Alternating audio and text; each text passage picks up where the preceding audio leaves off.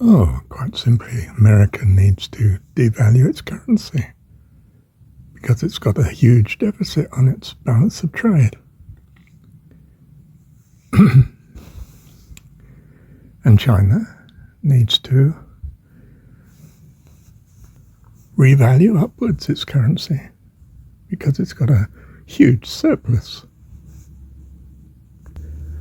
Whatever's caused it, that's the fundamental problem. Not doing this. The Americans using tariffs instead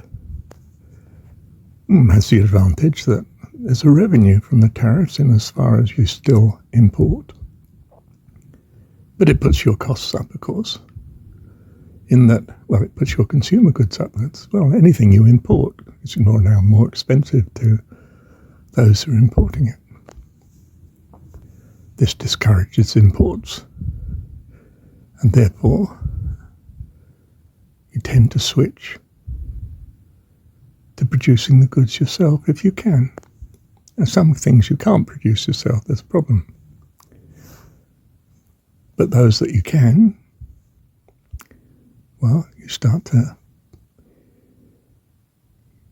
use your resources in such production process.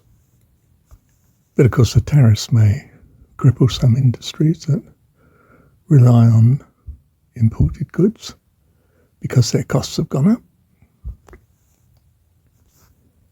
Of course, for America to devalue would have the same effect, would make buying foreign goods higher, a higher cost. You need more of your currency then to buy the foreign currency, to buy the foreign goods. So in effect, the foreign goods are more expensive. It has the same effect. But tariffs have the advantage that the source of revenue that you do get from the tariffs may allow you to not tax the American people as much as you really need to be doing. Of course, with the real political situation, it may well be that when, say, America does devalue, despite it being unpopular and assuming you can do it and still remain in office,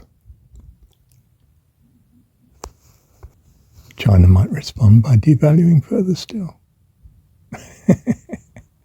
Or other subtle measures of subsidizing costs at home so that Chinese goods are still cheaper. And so America has to devalue even further, and so it goes on. What is needed, quite simply, is that America devalues and China revalues upwards. For they are the two countries that are clearly out of equilibrium as regards their trade balance. Whether you want completely free trade and exchange rates adjusting such that you have zero balance of payments is another question, and depends on the particular structure of the economy and individual industries. But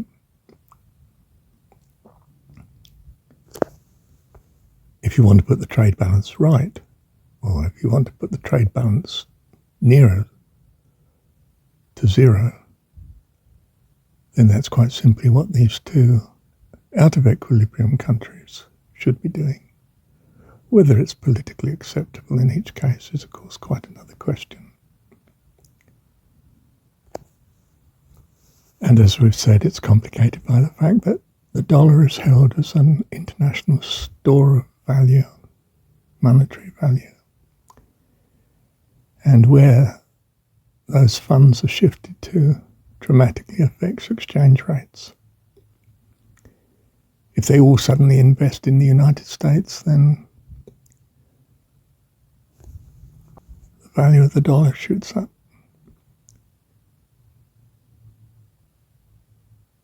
In other words, the exchange rate appreciates, which is not what you want. So you can have a disastrous effect, even though your balance of trade might have been in balance before. The elephant in the room is what's happening to these capital flows and the capital account that's affecting the exchange rate, that affects the balance of trade, whether you buy goods or whether you don't, from another country. And that's why I say it's not clear that we want to particularly aim at whatever the zero balance of trade requires of our exchange rates, because it's going to be kicking around according to where this capital is flowing at any given time. That's the issue that really needs to be settled. And although my specialism is in international finance, I can tell you I don't think we know the answer. Sorry, that's the state of the art or the science at present. Thank you, Heavenly Dad. Well, I go back to my work on doctoral thesis, which was precisely these capital flows.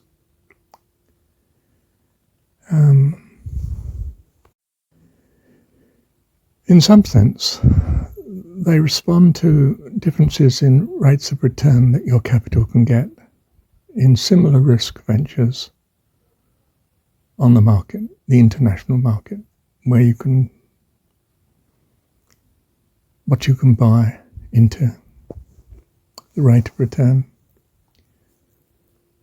But the rate of return, of course, is not just the dividend in some sense being paid at present, but your capital gain or loss as you move in and out of each of these securities, each of these opportunities. And that depends on the volatility of your expectations of the futures of such. Whether you think there's capital gains or losses or zero and so on. That's what seems to be determining, reasonably in some sense,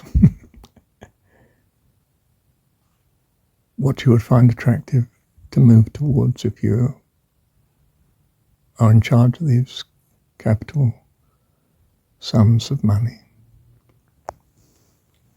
The volatility of this market will affect your exchange rate as we invest in securities and assets in your country, or if we invest out of your country into something else, we start selling. And this will affect, obviously, the demand or otherwise for your currency, and the exchange rate will change accordingly if it's floating.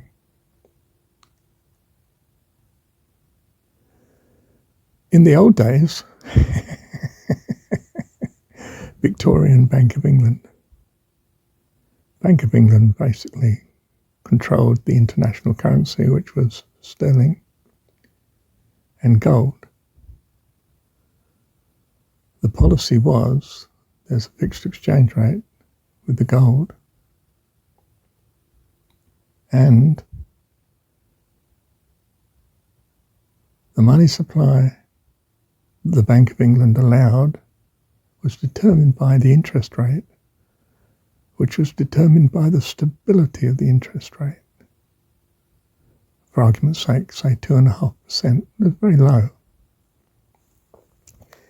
In other words, it was aiming at an interest rate of something like 2.5%. This was the policy for It seems much of the time. I think that is the correct view of things. But the world's not simply, one dominant country and the others just relatively small players. In Victorian times, when the Bank of England was increasing the money supply, the world tended to move into boom, and because I suppose the British economy was buying more from it and so on. And when the Bank of England was contracting the money supply, the reverse was happening, which made the rest of the world very much at the mercy of the international currency. America plays this role in that there's the dollar being held as a store of value and huge dollar funds moving around the world, investing in what they think is most advantageous, which is not just, in some sense, directly the real return on the industries so chosen, or, if you like, the dividend being paid in the case of bonds, government bonds especially, but by their fluctuation in price of such assets and what you expected the price to do in the future. It's the volatility of this market that is the problem. Consider for a moment a world in which you don't allow foreign investment and you don't borrow or lend to other countries. I mean, this is an amazing world, but just consider it for a moment. Now, if you buy goods from other countries, you've got to have the currency earned from the goods you sell to other countries, or you can't buy.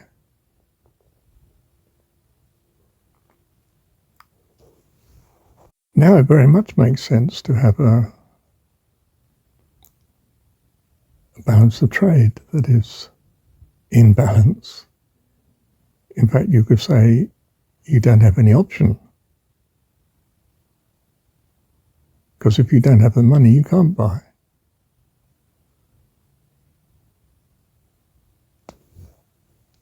In other words, your imports must equal exports of goods and services in monetary terms. It's a different world. There's no deficits and surpluses. Sending capital abroad or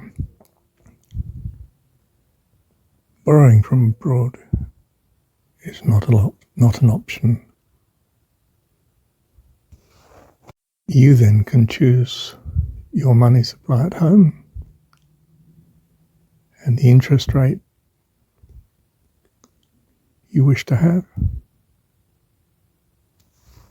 If you now have flexible prices and wages,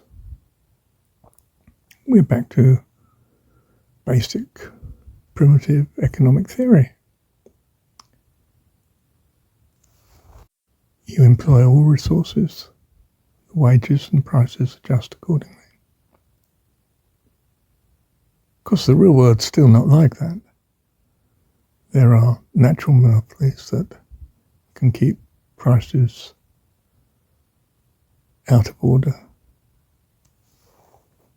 within the economy. There'll still be some market failure, in other words, in that the allocation of resources will not be optimal to the extent that you don't have competition, free competition.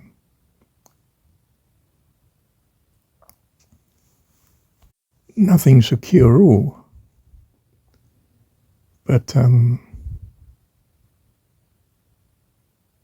you sort of feel that this would be nearer a world that would be more acceptable. It's a bit like limited liability.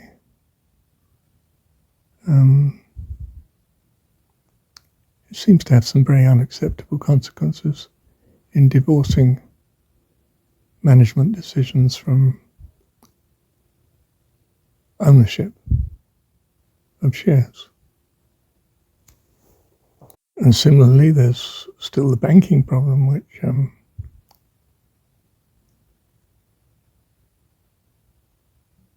can always create money, substitutes, bills of exchange, for instance, if there's a shortage of cash. Just sort of outside of the bank's control. And then, of course, there's monopoly in itself in the banking sector, which means that you can't have a bank go insolvent. It destroys your economy. The government has to bail it out, in which case the banks can always take bigger and bigger risks because the government will have to come to their rescue if things turn to custard.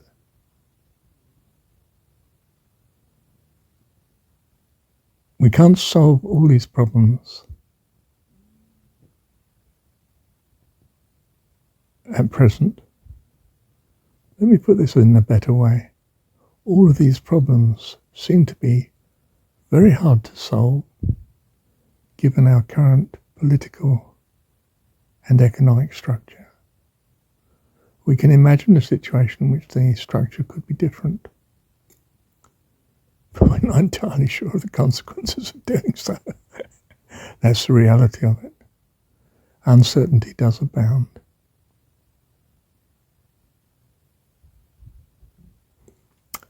That's the state of things at present. Thank you, Heavenly Dad.